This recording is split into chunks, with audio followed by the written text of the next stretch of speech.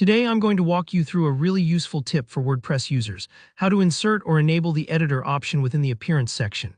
By the end of this video, you'll know exactly how to access the theme editor in WordPress, and you'll understand why sometimes it seems to mysteriously disappear, plus how to get it back. This is especially valuable if you want to make custom tweaks to your theme files or simply want to have more control over your site's look and feel. Let's get started. Now, one important thing you'll notice is that whether the editor shows up in the appearance menu can depend on which theme you're currently using.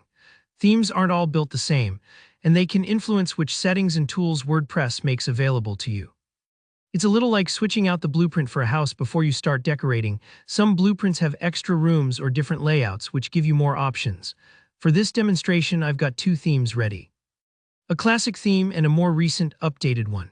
First, I'm on the classic theme.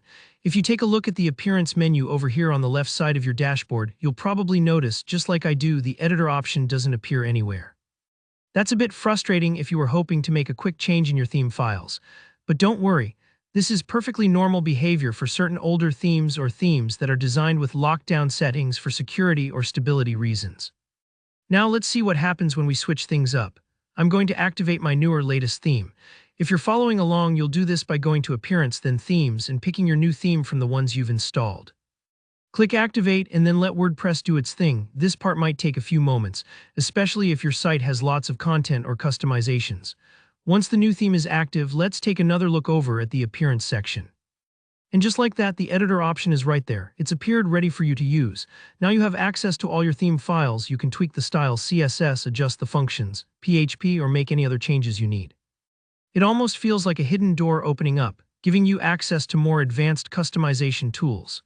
The big takeaway here is that the editor isn't something you have to install or enable manually in most cases. It's tied directly to the theme you're using.